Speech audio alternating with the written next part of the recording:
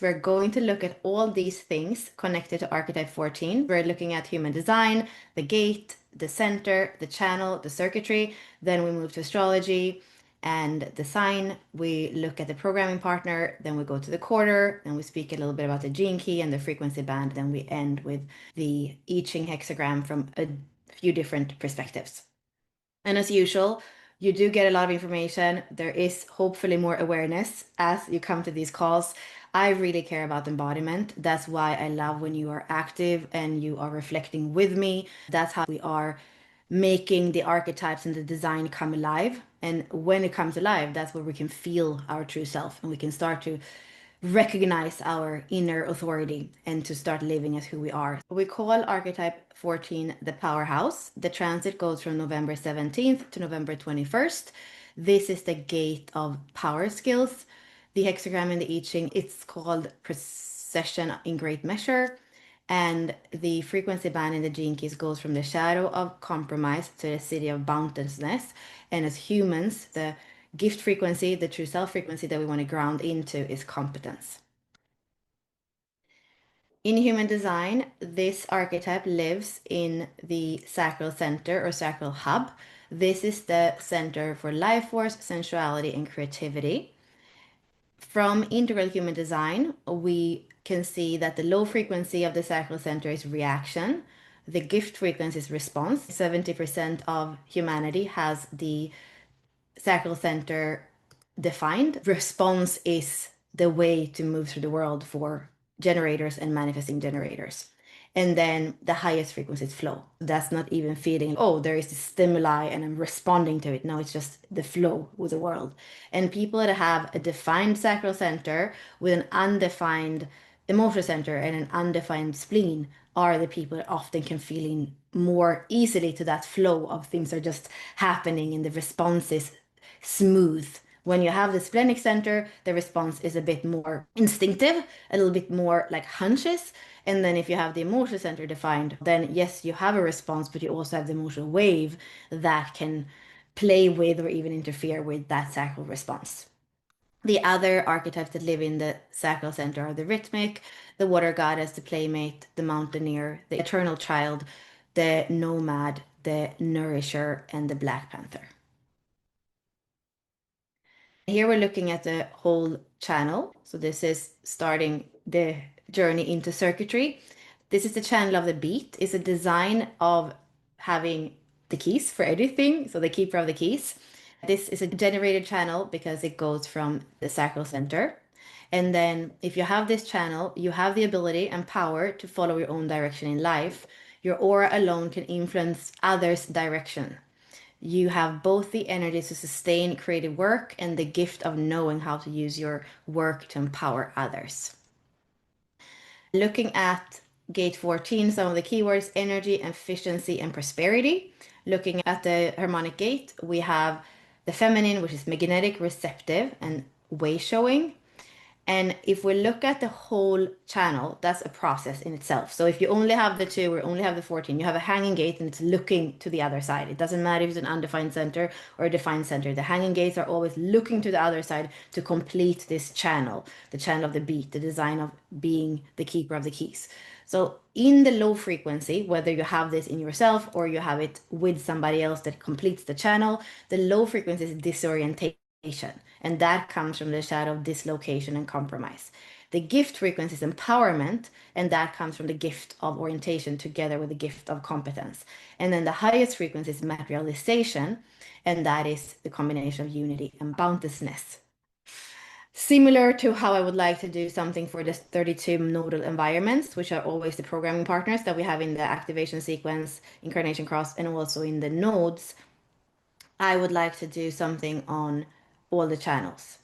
Because when we understand those processes, it's how we are defined inside of the matrix. Gates are cool, but when we start to look at the channels, we can see the whole process that is going to create definition in the chart as well. More important than gates in our charts are actually channels. And possibly the exception of that are the 4 gates that we have in our incarnation cross, because that is 70% of who we are. That would be 2 things to look at. So also, if you have your gates in your incarnation cross in defined channels, that's when it becomes even more powerful. You really are going to see the people that have their gates of the incarnation cross in defined channels. Their life is about that, and they're really fascinating to look at, living out those processes. Then we are moving out all the way into the whole entire circuitry. So starting with the 214, and then we can see all the other channels that are part of the individual circuitry. Here, the keynote is empowerment.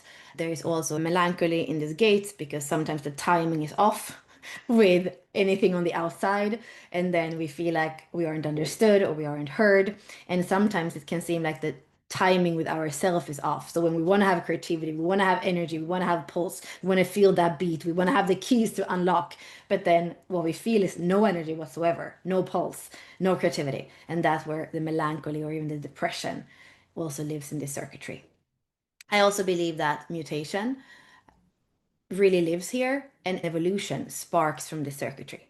Also, if you have circuitry in this, you are here to be a mutative force, not only for yourself in your own life, but as you walk through the world. And that can sometimes be uncomfortable for people. Specifically, we can see that with people that have the 360. That can be quite uncomfortable because this is here in the lower centers, the lower chakras where the energy is more dense. So when somebody comes in and pokes there just by their design, that can be more uncomfortable than when somebody comes to poke with a 6124. That's going to be a completely new way of seeing it, an insight, a connection to God. And at the same time, that is more subtle, so it doesn't shake our existence as much as how it feels to be an aura with somebody that has, for example, the 360. Here we're looking at the same circuitry, but without the centering circuit in the middle. So that's what we call the knowing circuit. Now we're moving on to astrology. So this is one of the archetypes that is really rich because it's on the cusp between two centers. It's on the cusp between Scorpio and Sagittarius. And it's actually just in the end of it that we are in Sagittarius. So first, Scorpio, here we speak about service to self-growth through the authentic expression of the awakened heart. And some of the archetypes for Scorpio would be the sorceress, the shaman, and the alchemist. In Scorpio, we're in fixed water. That's the second time in the wheel. First time in the wheel, we're in cardinal water. Second time in fixed water. Third time in mutable water. That's Cancer, Scorpio, and Pisces. Scorpio is the depth of the ocean, the waters of emotional authenticity, and the rebirth of magic. And here we can also look at that frequency band, so the really low frequency of Scorpio's deception. It can be betrayal, it's the thing of merging with the other, but then it's not what we had expected, and the person maybe leaves. These deep states of deception, betrayal. And then the high frequency, like we said, is authenticity, and the highest frequency is alchemy. And that's basically two things merging, right? Two bodies merging, the fluids, the body fluids merging, creating new life, these kinds of things, the semen and the blood, the occult. The alchemy is the highest ritualistic. The eighth sign, Scorpio, is connected to the eighth house in modern astrology, and the modern ruler is Pluto.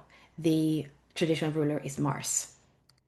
Then we are moving into Sagittarius. So if you are available on Thursday, we're going to look at the archetypes that live there. We're also going to look a little bit more at these different things that you see here, which is the ruler, the modality, the element, so that we can understand that all of the archetypes that live in this part of the wheel, which we could see that in the beginning of the presentation, they are all going to have this overarching energy of Sagittarius. And that can really help us. And I've said this many times before, to not just take that one word that we get from the gene key, for example, gene key 11, and we just take idealism and then we interpret that our own way. What is idealism? But that can mean different things to many different people, and also in many different dictionaries there might be a different explanation. So by knowing that it has to do with Sagittarius, with truth, with the quest of going far and wide, to be that true seeker that can find out a bigger philosophy of life, etc., etc., etc., then we can understand idealism in a way that is more accurate. That's why it's so important to know the umbrella, we could say, of the sign where those archetypes live. And that's why I always bring in the wheel, because then we have the overlay. Wherever we look, we have an overlay between a sign and a gate. So with that, we can say so much on that specific point in the wheel where we have the planets that are activating a specific gate, a specific sign.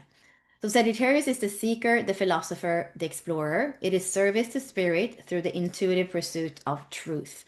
It is mutable fire. So first time in the wheel we have cardinal fire in Aries, then we have fixed fire in Leo, and the third time we have mutable fire in Sagittarius. Sagittarius is the smoke that travels far and wide and rises to the heavens. Here, the very low frequency is fundamentalism, the gift frequency is exploration, and the highest frequency is faith. And the ruler of Sagittarius is Jupiter, also expansive. I often speak about Jupiter as the law that we need to follow. And if we're not following that law, we are going to be punished in Saturn. I work a lot with the planets in Decoded and in different things I've done before. I think it's very important to make a difference what planet you have a certain gate. So now when you look at your human design, if you just look at the body graph, you get an overview, a snapshot of how the energy moves. But it's very different to have, for example, gate 11 or gate 14 in your sun as opposed to your Pluto. The programming partner is gate 8. So if you have gate 14 in your incarnation cross, you're also going to have gate 8 in your incarnation cross. If you have gate 14 in your nodes, you're also going to have gate 8. Those are opposites on the wheel. So we have 14, like we said, on the cusp between Scorpio and Sagittarius, and then we have the 8 on the cusp between Taurus and Gemini. And when we look at the keywords, mediocrity and compromise go hand in hand, competence and style, bountifulness and exquisiteness. With this opposition, I always think about the cross of contagion because I have attracted a lot of cross of contagion in my life since my sun gate is 2 that creates a channel with a 14, and then my earth gate is 1 that creates a channel with the 8, and both of them for me are hanging gates.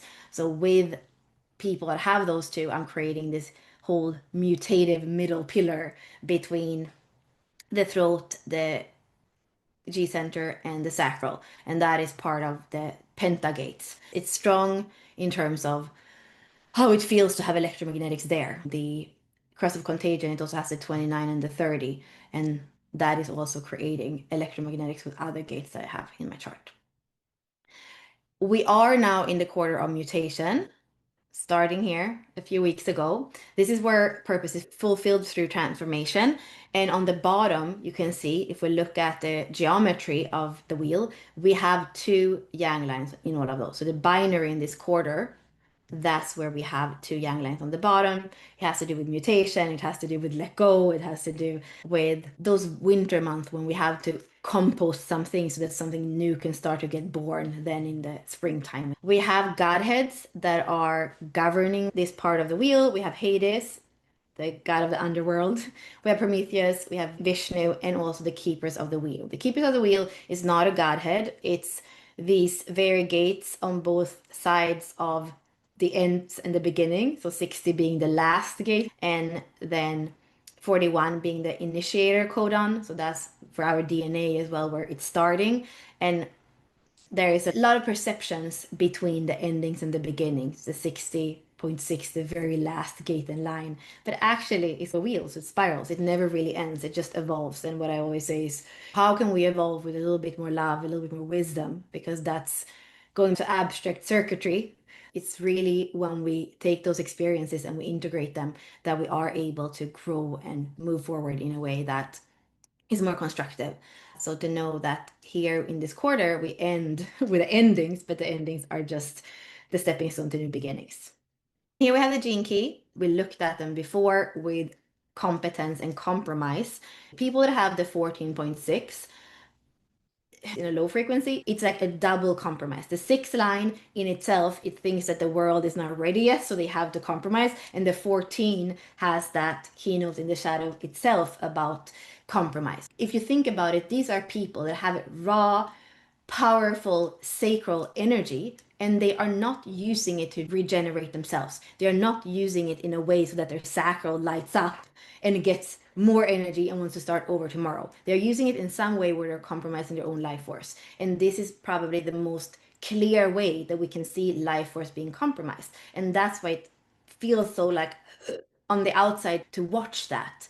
And sometimes also when the 2 is not there, we can see the 14 that has so much output, but it doesn't really seem to have a purposeful direction. That can be how the 14 is behaving when it doesn't have the feminine way shower. We could see these as tantric lovers. The 14 is the penetration, not necessarily in the way that we have in the channel of mating, where it's more kind of physical. This is more energetic. So this is the energy that is hard output in, we could say, tantric penetration. And then we have the 2 that receives that and brings it up to the true self, which is the G center, that has to do with love, with direction, with identity. So it brings to this energy a direction. It takes it in, it receives it, and then it goes. And that's why we're saying this is the keeper of the keys. Because when we can have balance between that masculine penetrative energy and the feminine receptive energy, and they work together, there's nothing that we can't unlock.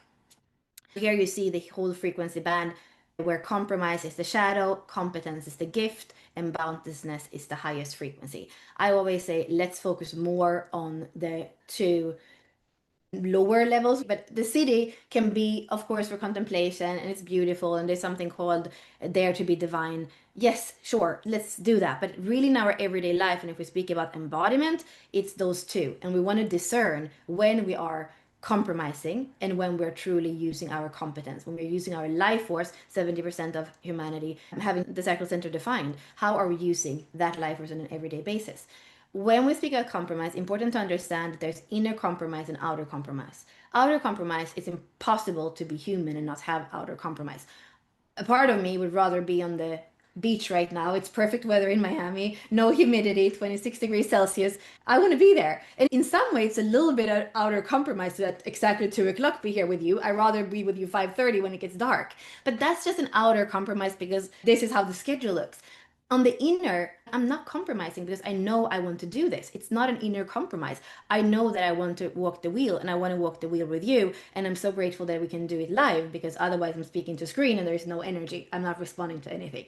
So important to make a difference between the outer compromises, which is part of being human, and the inner compromises. Sometimes the inner compromise is tricky, because it's not necessarily because we do what we want that it's not an inner compromise, because it could actually be that we're compromising love. We do what we want, but actually it was our family member's birthday. And if we really tuned into love, we would be there for them. But it could more be the ego part of us that doesn't go there, or the part that doesn't want to see another family member. This is a lot of discernment that it takes here. And when it comes to those more energetic gates, that's where it takes a little bit of discernment to understand what's happening and how we're using our energy in a constructive way.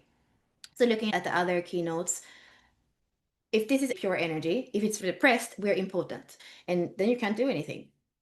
If you have that much energy and you're overusing it, you don't have direction, then you're quite enslaved, because you're just running in the hamster wheel using the energy, but it's not with a direction or a purpose. The 14 is a lot of frustration. It's this feeling that you're exploding because your hands are tied. That's the kind of impotency that we have in the 14. Then the dilemma, well, this is about believing in ourselves. So if we think that we have to make compromise and that's the way it is, if we believe that we can use our competence, our energy, our life force, our genius in the world, then that's going to change a lot. So here, how you believe or don't believe in yourself is going to dictate if you are going to be in compromise, or if you're going to actually be using your competence and your life force right. And then there's also connected to that frustration, and the word I'm using here, notice as well, that's connected to the sacral center. Frustration being a generator or a manifesting generator. So here in the victim state, there is this mindset. I can't do anything about it. Politics. I agree that maybe politics, you can't do anything about it. But if that is your way of speaking every single day on how you are impotent and how you can't do something about something, then that is also what I say. Sometimes you're NLPing yourself. And we're all guilty of that. We're all telling ourselves sometimes, I can't do this, or I can't change this. And because the second gene key has to do with the victim outside circumstances, sometimes the 14 brings a little bit of that and uses the outside world, even if it's an individual gate, to say, well, the world is not ready, nobody can keep up with me. There are all these things in the victim states where the 14 says it's not possible. And that is a compromise in itself. So to believe in yourself and to know it's possible. If you have the 14 and if you have direction, whether that is thanks to the 2 or thanks to something else, you are going to be able to do it. I know Richard Rudd says if you have the 14 or if you have a friend that has the 14, it doesn't matter. You're really lucky in either case. Because here we have the codes for prosperity. And here you can see radiating prosperity. That is the theme of this gene key. So the fact that I'm speaking so much about the low frequency is just, again, that don't get stuck there. There's so much potential in this one. So make sure to have the discernment to not get stuck in the impotent mindset or not believing yourself or thinking that you have to be a slave of the system. You don't. You have the competence and the energy and the limitlessness to be so much and to actually show the way for a new kind of prosperity that's not only has to do with money, but it has to do with life force and energy.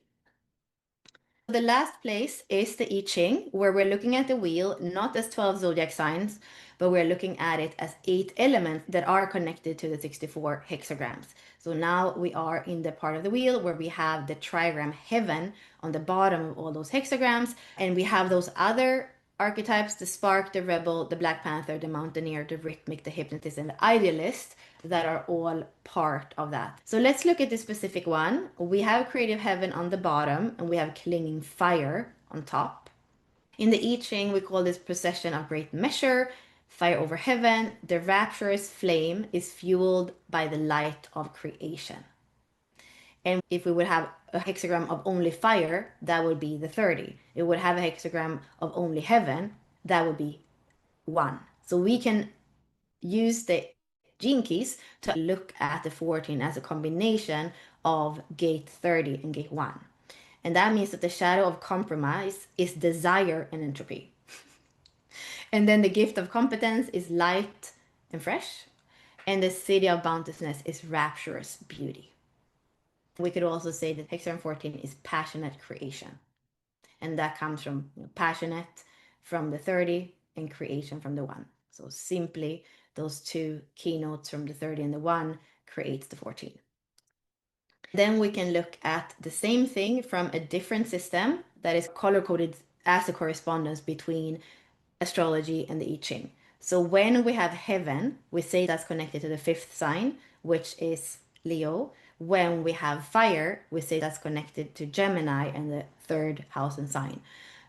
Fire moves very fast, and that's how Gemini move. And then we have the creative, the spark, the light, right? And that's a lot like Leo. So you can understand also why they are like that. And then we can see that the upper trigram is the background. So that is Gemini background. And then the lower is actually the verb, the thing that the person does, and that's Leo. So we have a Leo person on a Gemini background in this case. And the verb is to concentrate. Leo and Gemini together, that's masculine, and they are focusing, they're concentrating. And the reason why they're doing that is so that we can shine when we live. That's the 14. Use your competence, use your energy right, use your life force so that you can shine in your life. Then I told you before that in the oracle of the I Ching, if we don't look at the top line, we don't look at the bottom line, we have hidden trigrams within, and there are always 2 of them. In this case, we're going to have another heaven trigram here, and then here we have a lake trigram. Lake is the same as Taurus, the ruler is Venus, and it's also connected to the 2nd house. Inside of this one, and you can see the colors here as well, the hidden trigram is Taurus and Leo, and that is connected to be aware of what you have. Taurus, what you have, and using that heaven Leo, it's to be aware, that consciousness, that masculine presence. So we could look at 14 as focus or concentration so that we can shine when we live, kind of creating fire almost, right? We have to focus in one point so that we start to get the first spark. And then the recommendation from the hidden trigram is to be aware, because depending on this being so central in the body graph and having so much to do with life force and being the keeper of the keys, sometimes I think that's connected to the Taurus energy, which is what you have, or I could say be aware of your talents, because Taurus is connected to self-worth, to inherent talents, to what we have, yes. But this is very core for all of us, but whether we have 14 or not. What do you have? What is your inherent genius life force? Because if you are aware of that, then you can shine and you can concentrate on those talents, on that thing that you have. This is a whole picture of the recommendation of what this 14 is saying to us. So this could be how you are using a card deck or coins and you get the 14 and then this is what it tells you. So it doesn't have to be that you have it in your chart. This is the message of the 14. What is the focus? Because if you are using your life force, your talents right, there is no limit for you. You are going to be in possession of that expansion, of that bigness.